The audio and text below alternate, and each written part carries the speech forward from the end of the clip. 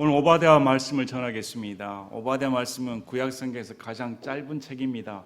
여러분들 가운데서도 오바댜 말씀에 주의 깊게 보신 분이 몇 분이나 계실까?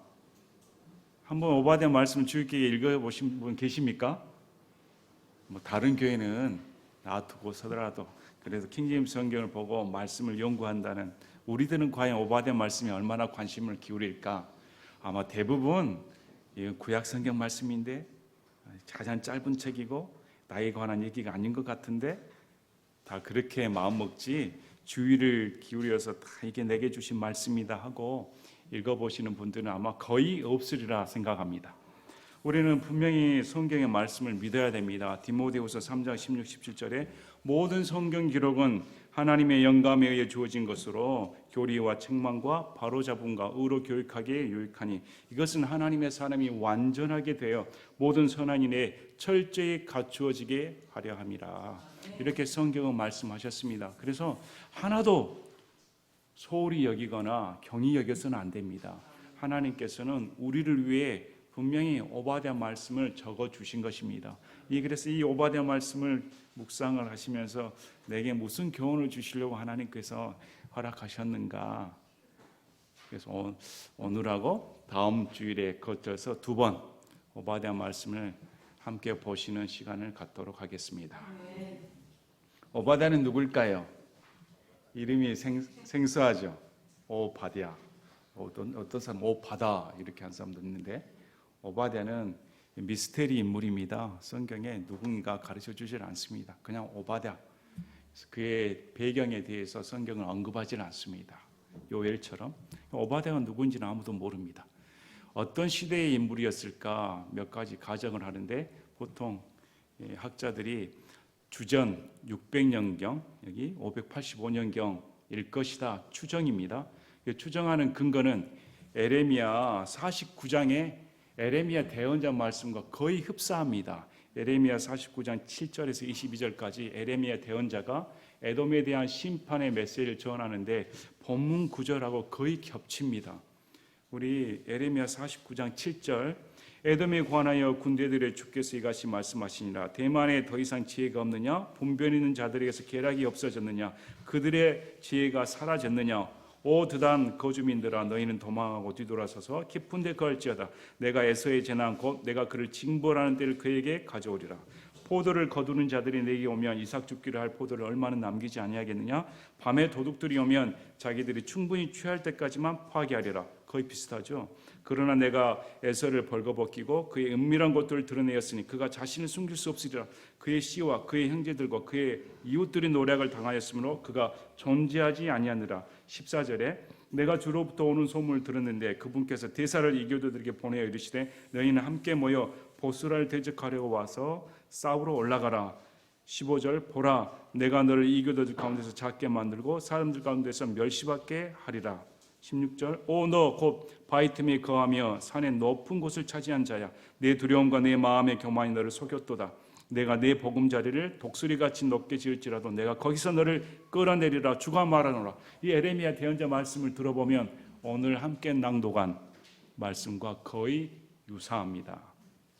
그래서 이 오바댜는 에레미야와 동시대의 사람이다 이렇게 추정을 합니다. 자, 이 오바댜의 말씀은 유다 민족에게 위로를 주는 말씀입니다. 유다를 그토록 괴롭혔던 이 에돔이 결국은 하나님의 심판을 받아 멸망한다. 이런 메시지를 유다 백성들에게 전해줍니다. 왜 에돔을 하나님께서 멸망시키시는가? 오늘 말씀 제목이 뭡니까?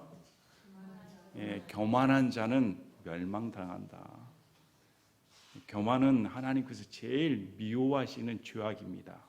교만한 자는 하나님 앞에 설 수가 없습니다. 교만한 자는 물론 대수하고 다 하나님 앞에 심판받습니다. 이 말씀을 본문 9절에 에돔을 통해 보여주십니다. 자, 1절에 오바댜의 환상 계시라 주 하나님께서 에돔에 관하여 이같이 말씀하시느니라 우리가 주로부터 한 소문을 들었도다 한 대사가 이교도들 가운데로 보내졌는데 그가 말하기를 너희 일어나라 우리가 에돔과 싸우기 위해 일어나자 하는도다. 자, 에돔은 어디에 있습니까? 에돔은 이스라엘이 있으면 동쪽에 위쪽 지방부터 암몬, 모압, 그리고 에돔 남동쪽에 자리를 하고 있습니다. 그래서 에돔은 세일산을 중심으로 하는데 우리 라이프 성경 사전을 보면 에돔은 즉 에서의 자손들이 거주했던 지역을 통칭한다. 처음에는 세일 땅으로 불려졌는데 후에는 에돔으로 불려졌다.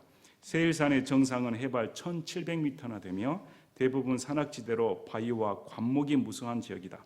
모압 땅 사이의 남부로부터 시작하여 아라바 땅의 양측 즉 아카바만을 있는 광활한 저지대를 포함한 총 길이 약 160km의 지역이다. 이렇게 적혀져 있습니다.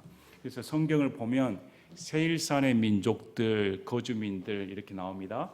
그래서 에돔의 원래 옛 이름이 세일입니다. 그리고 에돔이라는 말은 에서의 별명입니다. 에서의 별명이 에돔입니다. 그래서 산에 거주하는데 주로 1100m, 해발 1100m 높은 지역에 거주하고 살았습니다. 성경의 오늘 본문을 보면 이들이 교만한 것에 대해 몇 가지가 나옵니다. 그들은 높은 지역에 살았습니다. 난공불락 요새에 살았습니다. 우리 고대 유적이 있습니다. 에돔 지역을 가면 요르단 가면 페트라의 유적이 있습니다. 거기가 에돔입니다.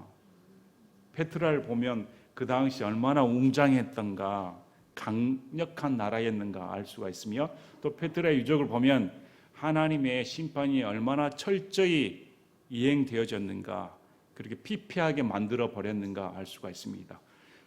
아무도 접근하기 힘든 페트라 같은 강력한 요새에 거했으므로 그들은 교만하였습니다. 이 교만의 몇 가지. 첫째, 자기들은 높은 곳에 가기 때문에 아무도 우리를 해칠 수 없다. 그 다음에 부가 있습니다. 재물이 많았습니다. 거기는 교통의 요충지였습니다. 이쪽으로는 이스라엘이 있고 밑으로는 이집트였습니다. 그래서 위아래 무역의 교통을 차지하고 있었습니다. 그래서 거기는 무역이 활발한 곳이라 돈이 많았습니다. 보면 포도즙이 얼마나 많았는가, 농사도 잘 되었습니다. 재물이 많았기 때문에 우리는 재물도 많아, 이 정도 부를 떵떵거리고 넘기 때문에 우리는 막강해. 또 지혜로운 자들이 많았습니다. 우리 욥기 읽어보셨죠? 욥기 읽어보면 욥의 친구들 중에 대만 사람 엘리바스가 나옵니다. 이 대만은 에돔의 주요 도시입니다. 에돔의 주요 도시가 대만인데 대만 사람 엘리바스, 우리가 욥기를 보면 엘리바스가 얼마나 지혜로운 사람인가 알 수가 있습니다. 그래서 이 에돔 지역에 사는 사람들은 지혜로운 사람들이 많았습니다. 모사꾼들이 많았습니다.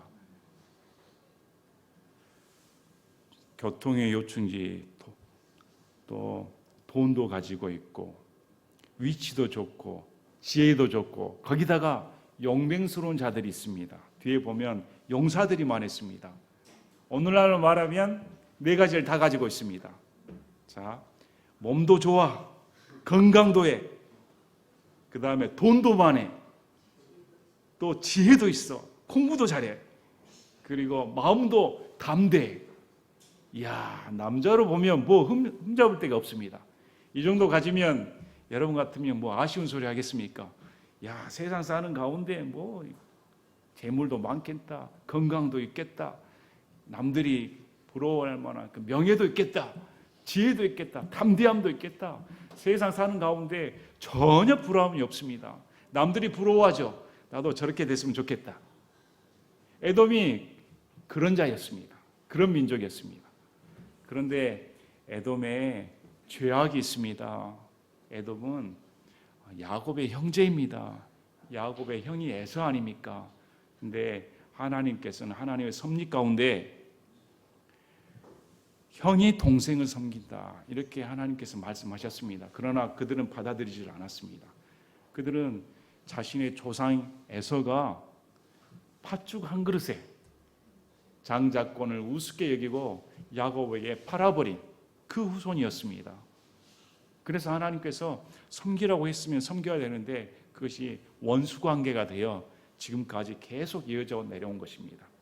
우리 아모스 말씀을 보셨습니다. 아모스 1장 6절을 보면 아모스 대언자를 통해 각 나라에 대해 심판을 내리시는데 아모스 1장 6절에 주가 이같이 말하노라 가자의 세 가지 범법 곧 네 가지 범법으로 인해 내가 그곳에 형벌을 돌이키지 아니하니 지금 팔레스타인 블레셋의 범죄를 지적하시면서 이는 그들이 모든 포로로 사로잡아 에돔에게 넘겨줬기 때문이라. 팔레스타인 블레셋 족속들이 유대 백성들을 포로로 잡아 누구에게 넘겨주고 있다고 합니까?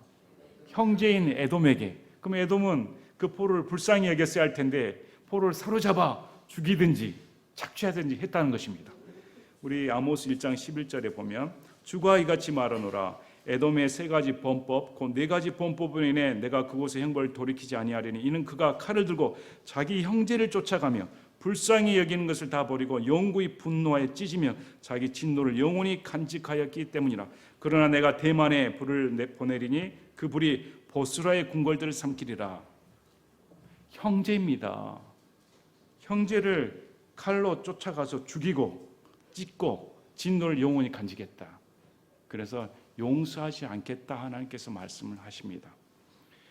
우리 열왕기상하, 역대상, 역대하를 보면 자주 에돔이 유다, 이스라엘을 침범하는 사건이 기록되어 있습니다. 대표적인 사건 중에 하나가 여호사밧, 우리 읽어보지 않았습니까? 여호사밧이 잘 나라를 다스리고 있었는데 모압, 암몬과 합세하여 에돔이 남유다를 침범하는 사건이 기록되어 있습니다. 또 뿐만 아니라 역대하 28장 16, 17절을 보면 그때 아하스 왕이 아시리아 왕들의 사난을 보내어 자기를 돕게 하였으니 이는 에돔 족속이 다시 와서 유다를 치고 그들을 포로로 사로잡아 갔기 때문이라.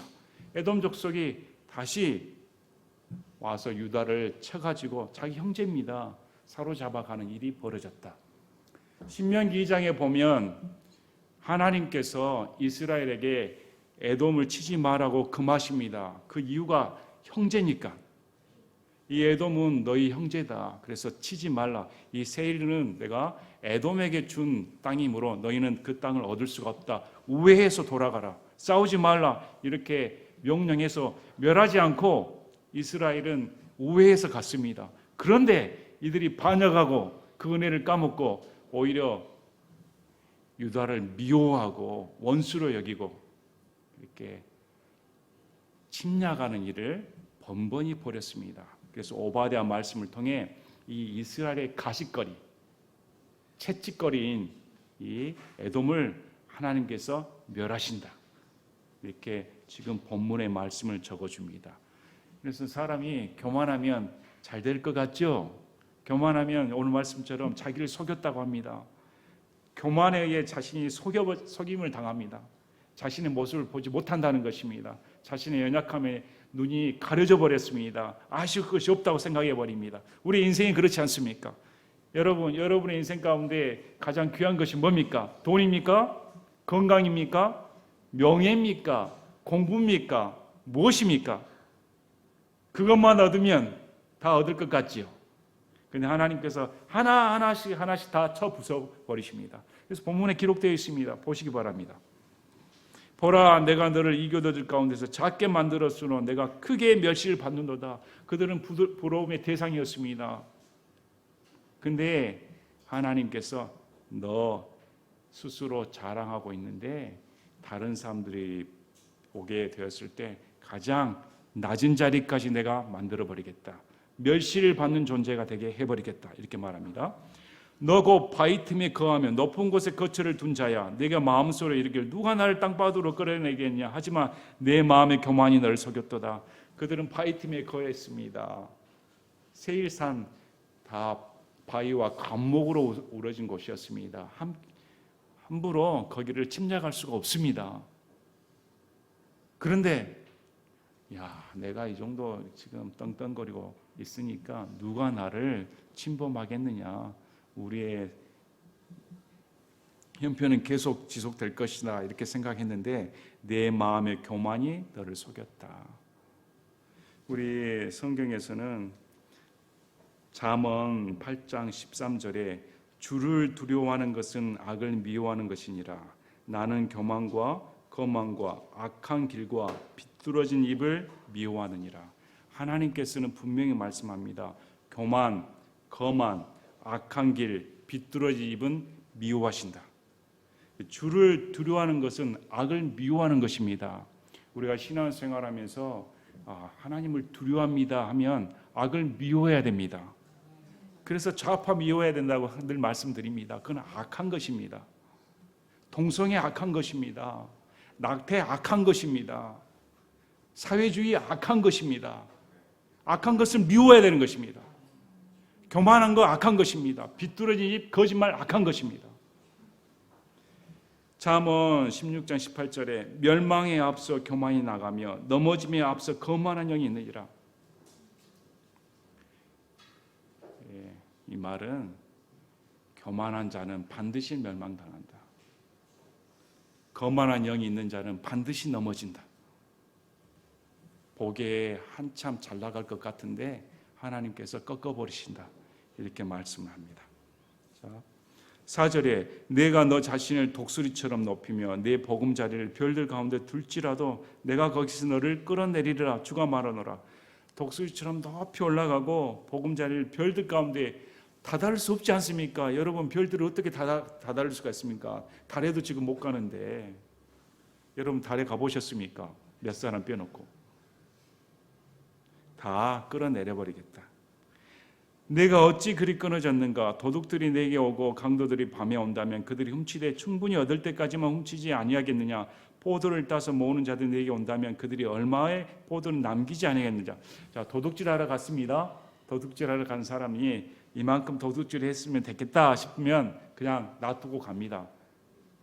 그리고 포도를 딴 사람들이 다 포도를 수확하는 게 아니라 이만큼이면 충분하다 하고 그만둡니다. 그런데 6절에 그들이 에서의 물건들을 어찌 그리 찾아내었는가? 그들이 그가 숨긴 물건들을 어찌 그리 찾았는가? 하나님께서 심판하시면 일반 도둑질하고 포도 따는 가운데 수준이 다르다는 것입니다. 아예 씨를 말려버리겠다. 샅샅이 다 찾아내서 없애버리겠다 이렇게 말씀을 합니다. 자, 너와 연합한 모든 사람들이 너를 접경 지역까지 몰아갔으며 너와 평안하게 지내던 사람들이 너를 속이고 너를 쳐서 이겼으며 내 빵을 먹는 자들이 내 밑에 상처를 깔아두었도다. 그에게는 지각이 없도다. 7절을 보면 인맥이 좋았습니다. 에돔은 주위 국가들과 원만한 관계를 유지했습니다. 당시에는 연합을 하였습니다. 적군이 들어오면 연합해서 싸우기 위해. 그래서 에돔은 모압, 암몬 이들과 연합을 잘 했습니다. 그들의 세력을 믿었습니다. 의지를 했습니다.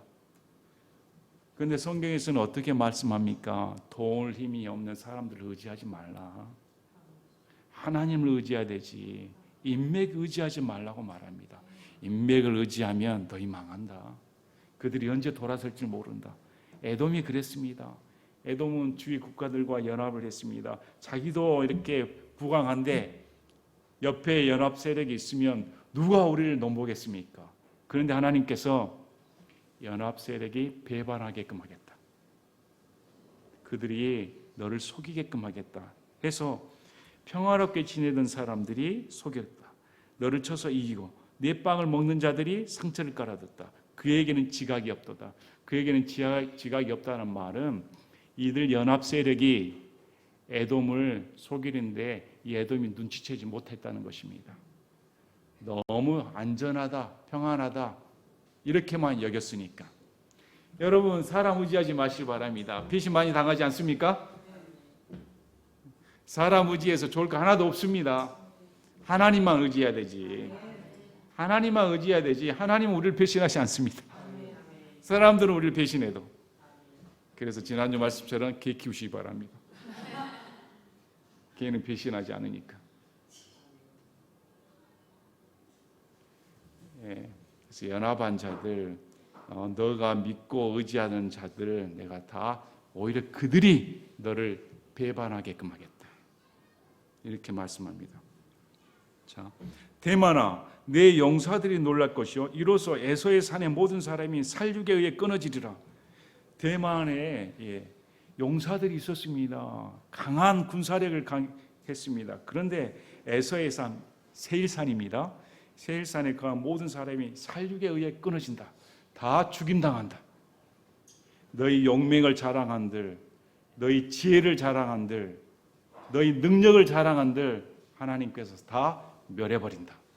이렇게 말씀을 합니다. 자, 내가 내 형제 야곱에게 행한 폭력으로 인해 수치가 너를 덮겠고 내가 영원히 끊어지리라. 이렇게 한 원인이 뭔가?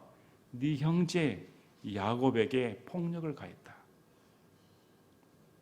너는 형제를 돌보아야 되는데 형제를 돌보지 않았다. 오히려 형제에게 폭력을 가했다.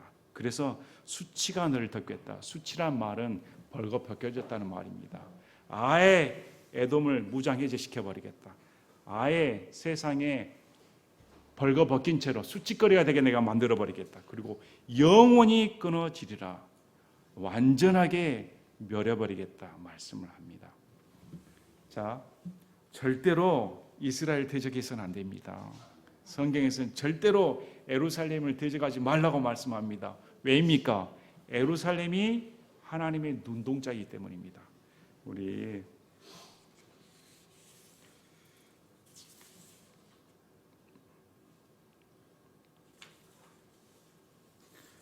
자, 스가랴 2장 8절에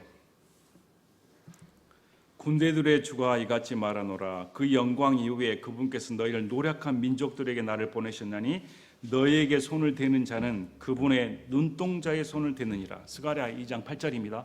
예루살렘을 침범하는 자는 하나님의 눈동자에 손을 대는 자들이다. 하나님께서 가만히 놔두시겠습니까? 우리 신명기 32장 7절부터 10절을 보면 이스라엘 백성을 하나님께서 눈동자같이 내가 너를 보호했다 이렇게 말씀을 합니다. 자신의 눈동자같이 지키셨다 이렇게 말씀을 합니다. 그래서 이스라엘, 예루살렘은 하나님의 눈동자입니다. 문자 그대로 교회가 아니라 지금 많은 열방의 국가들이 이스라엘을 적대시하고 이스라엘 무시하고 이스라엘 미워하는데 어리석은 일입니다. 우리 믿는 자는 성경을 믿는 사람이라면 저 예루살렘이 하나님의 눈동자이고 하나님이 지키시며 영원히 보존하신다. 분명하게 인식을 하시고 야 여기에 손을 대는 자는 하나님께서 멸하시는구나. 심판의 대상이 되는 것입니다. 시편 17편 8절을 보면 다윗이 이렇게 말을 합니다. 나를 눈동자같이 지키시고 주의 날개들 그늘 밑에 숨기사. 다윗이 하나님께서 나를 눈동자같이 지켜주시길 바랍니다. 그래서 오늘의 적용을 하면 하나님 저는 믿는 자입니다.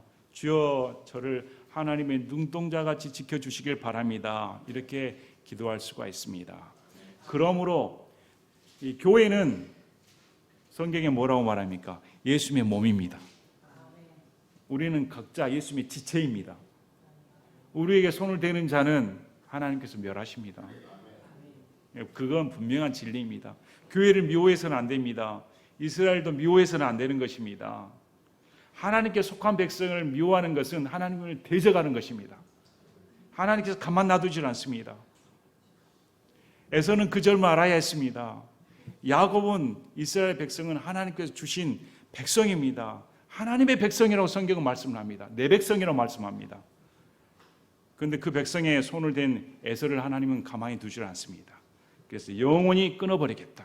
얼마나 무서운 심판입니까? 하나님의 심판을 경홀히 여겨서는 안 됩니다. 많은 사람들은 하나님은 사랑입니다. 품어줍니다. 아무리 외친들 안 믿으면 지옥입니다. 안 믿으면 지옥 보내는 것입니다. 하나님을 믿지 않고 교만히 행하는 자는 자신이 아무리 선한 행위를 하든 아무리 하나님의 사랑이 외친들 아무리 자신의 선행을 드러낸들 지옥 간다고 성경은 말씀을 합니다. 우리 요한복음 3장 18절 그를 믿는 자는 정죄를 받지 아니하나 믿지 아니한 자는 하나님의 독생자의 이름을 믿지 아니하였으므로 이미 정죄를 받았느니라. 정죄의 근거는 이것이니 곧 빛이 세상에 왔으나 사람들이 자기 행위들이 악함으로 빛보다 오히려 어둠을 사랑하는 것이니라. 이는 악을 행하는 자마다 자기 행위들이 드러나서 책망을 받을까 염려하여 빛을 미워하며 빛으로 오지도 아니하기 때문이라. 믿지 아니하는 자는 무조건 지옥입니다. 요한복음 3장 36절에도 아들을 믿는 자에게는 영존하는 생명이 있고 아들을 믿지 않는 자는 생명을 보지 못하며 도리어 하나님의 진노가 그 위에 머물러 있느니라. 우리가 하나님께 심판받고 안 받고는 우리의 믿음에 달려 있습니다. 그러나 교만한 자는 믿질 않습니다. 시편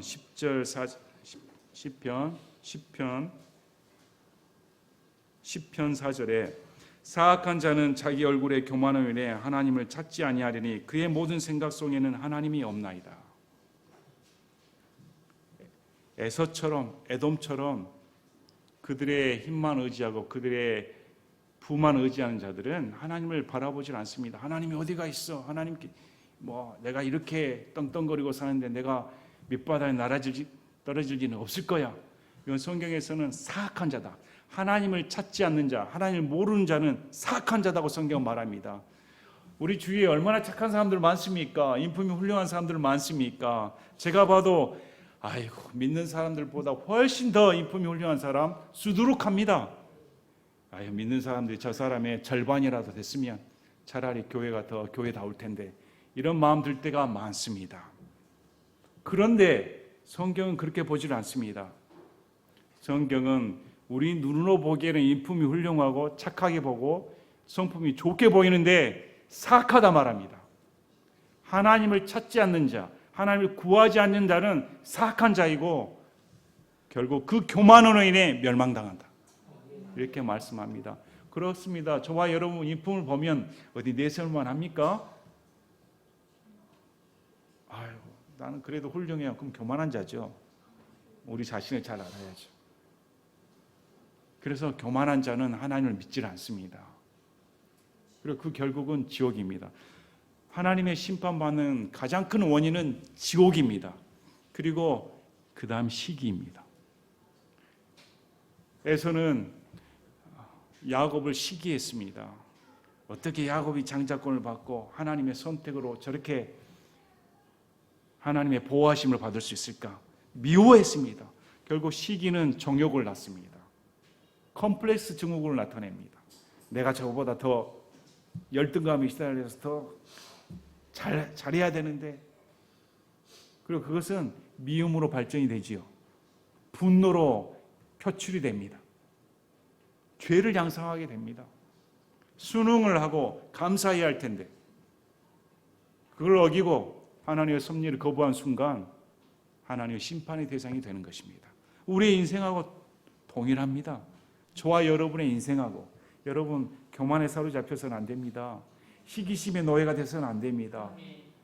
형제가 내가 저 형제보다 잘 됐으면 좋았을 텐데 저 형제가 잘 되는 꼴을 보니 배 아파서 도저히 못 살겠다. 어느 날 저 형제가 그래 불행한 소식을 듣고 속으로는 잘 됐다. 너도 한번 당해봐야 되지. 이런 마음을 품는다 하면 사악한 자입니다. 형제의 불행을 보고 기뻐해서는 절대 안 됩니다. 오늘 11절을 보면 형제 야곱의 불행을 보고 기뻐했던 에서가 멸망당하는 것이 기록되어 있습니다. 내가 서쪽에 서 있던 날 곧 타국인들이 그의 군대를 포로로 사로잡아 가며 외국인들이 그의 성문으로 들어가 예루살렘을 두고 제비를 뽑던 날에 참으로 너도 그들 중 하나 같았느니라. 형제인 내가 침략을 당하던 날에 너도 동참했다. 이렇게 말합니다. 그러나 너는 내 형제의 날 곧 그가 낯선 자가 되던 날에 바라만 보지 말았어야 했고 유다 자손이 멸망하던 날에 그들로 인해 기뻐하지 말았어야 했으며 그들이 공경에 처했던 날에 교만히 말하지 말았어야 했다. 바라만 보고 있어서는 안 됐다. 또 아이고 잘 됐다. 기뻐해서는 안 됐다. 또 교만이 그래 그 꼴 날 줄 알았다. 우리처럼 행동했으면 괜찮았지. 이런 식으로 행동해서는 너는 안 됐다. 내 형제에게. 너는 내 백성이 재난을 당하던 날에 그들의 성문에 들어가지 말았어야 했고 예루살렘에 들어가지 말았어야 했습니다. 그들이 재난을 당하던 날에 그들의 고통을 바라만 보지 말았어야 했으며 그들이 재난을 당하던 날에 그들의 재물에 손을 대지 말았어야 했고 고통을 당하고 사로잡히고 살육을 당하는데 형제의 고통을 바라본 게 아니라 어디 재물이 없나 남겨진 게 없나 탈취했다는 것입니다. 십자로에 서서 그에게 속한 자들 중에서 도망하는 자를 끊지 말아야 했으며 에돔은 지리에 밝았습니다. 이스라엘 백성들이 어디로 도망갈지 알고 있었습니다. 길목에 서서 도망가는 유다 백성들을 다 잡아가지고 죽이든지 아니면 바벨론 침략이라고 하면 적군에 다 넘겨줘 버렸습니다. 이런 짓을 너희가 저질렀다. 이래서 하나님께서 너희를 가만두지 않겠다. 내가 너희를 심판하겠다. 이렇게 말씀을 하십니다. 오늘 본문 말씀을 보시면 우리가 명백히 아셔야 할 게 있습니다. 교만한 자는 하나님께서 멸망시킨다. 예수를 믿지 않는 이유는 시간이 없어서요? 아니, 믿고 싶지 않아서요? 아니, 여러 가지 이유를 댑니다. 저희 가족들이 불신자여서요? 아니요, 어쩌고 저쩌고 여러 가지 핑계거리를 댑니다. 그러나 성경은 그 원인을 딱 짚습니다. 교만이다. 다른 원인 없다. 교만이다. 여러분 예수님 만나보셨습니까? 예수님 십자가 사랑에서 뭐가 깨집니까? 왜 교만이 깨져버립니다. 나는 내 인생 내 마음대로 살 줄 알았는데, 나는 내 인생 의지하면서 이렇게 살 줄 알았는데 어떻게 그분이 나를 위해 죽으셨단 말인가? 내가 왜 그걸 몰랐을까? 왜 내 인생의 주인이 나로 알고 살고 있었을까? 내 인생의 주인이 내가 아니라는 사실을 알았어야 되는데, 나를 창조하신 분이 예수님이셨는데 왜 내가 내 인생의 주인이었단 말인가? 창조주 앞에 무릎을 꿇게 됩니다. 그래서 겸손하게 주님 앞에 나올 수밖에 없습니다. 구원을 받으려면 겸손해야 됩니다. 자기가 죄인이라는 걸 시인을 해야 됩니다. 그것이 용기 있는 자입니다. 오늘 에서처럼 행동해서는 안 됩니다. 에서처럼 내 육체를 믿어서는 안 됩니다. 에서처럼 여러분의 부를 자랑해서는 안 됩니다. 에서처럼 내 지혜를 자랑해서는 안 됩니다. 사람이 지혜로우면 얼마나 지혜롭겠습니까? 하나님의 지혜와 인간의 지혜를 비교한다면, 그 거리를 잰다면 어느 정도 거리일까요? 무한대입니다. 거리를 잴 수가 없습니다. 아예 하나님 편에서 보면 거리를 잴 수가 없을 정도로 참 무한대 떨어져 있습니다. 하나님의 심정과 인간의 심정의 거리를 잰다면 어느 정도일까요? 거리를 잴 수가 없습니다. 우리의 이 좁은 마음이 하나님의 넓은 마음에 어떻게 될 수가 있습니까? 하나님께 잴 수가 없습니다. 그런데 그 무한대의 거리를 좁혀주시기 위해 십자가에 달리신 것입니다. 십자가상에서 하나가 되기 위해 나의 좁혀진 마음과 나의 옹졸한 마음과 하나님을 무시했던 이 교만한 마음이 무너져 내려버리는 것입니다. 구원은 성경에서 분명히 겸손하게 하나님께 죄를 시인하고 자백하고 돌이켜서 하나님, 이제 하나님 뜻대로 살겠습니다. 이 자가 구원받는 것이지 인간의 한낱 세상에서 널려있는 지혜나 그런 것으로는 구원받을 수가 없습니다. 오늘 많은 사람들은 다 옆에 사람들을 의지하고 주위를 의지합니다. 저도 여기 학생들을 보면 안타까울 때가 있습니다. 신앙생활을 한다는데 고립되는 경우가 많습니다. 대학생인데 또 직장생활 하는데 예수님 믿는다고 술자리를 안 가지, 또 음담패설을 안 하지, 뭐 세상 돌아가는 얘기 예수님 믿으면 듣기 싫습니다. 그 자리가 괴롭습니다. 앉아있는 것이 고통스러울 때가 있습니다. 그냥 양보하는 마음으로, 품어주는 마음으로 들어준다는 마음으로 있겠지만 마치 화장실에서 더러운 냄새, 역겨운 냄새를 맡는 것과 동일한 것입니다. 누가 계속 앉고 싶겠습니까? 얼른 나오고 싶죠. 이럴 때 우리 학생들 또 직장인들 어떻게 해야 할까? 성경은 명백하게 말씀합니다. 주위 사람들에게 의지하지 말라. 주위 사람들에게 힘을 빌지 말라. 하나님께서 너의 전부가 되어주겠다. 여러분, 하나님께서 우리의 전부가 되면 주위 인맥, 100명, 1000명보다 훨씬 낫습니다. 하나님께서 내 동역자가 되시면 다른 외부로부터 힘, 도움, 하나님이 한 방이면 끝나는 것입니다. 여러분 인생에 문제가 있으십니까? 어려운 가운데 있으십니까? 하나님 의지하시기 바랍니다. 여러분 혹시 여러분에게 손을 대는 자 있습니까? 혹시 여러분에게 저 사람이 나를 괴롭혀? 그러면 어떻게 마음 먹습니까?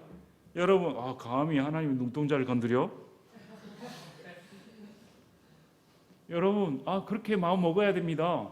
좀 자신감을 가지시기 바랍니다. 우리 하나님 소유물 아닙니까? 하나님은 가만두질 않습니다.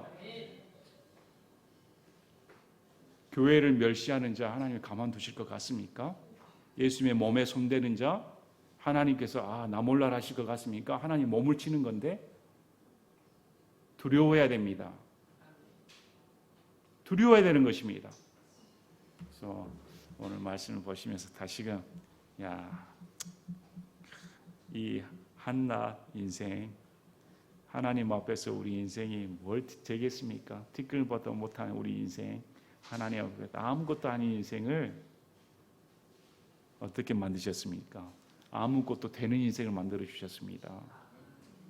참 예수 믿는 것이 얼마나 복된 인생인가 다시금 깊이 묵상해 보시고 우리가 심기일전에서 하나님 앞에 나의 교만 또 형제에 대한 시기 이런 걸 다 떨쳐버리고 오직 하나님만 바라보고 믿음 생활하시는 저와 여러분이 되시기를 진심으로 바랍니다. 제가 기도하고 마치겠습니다.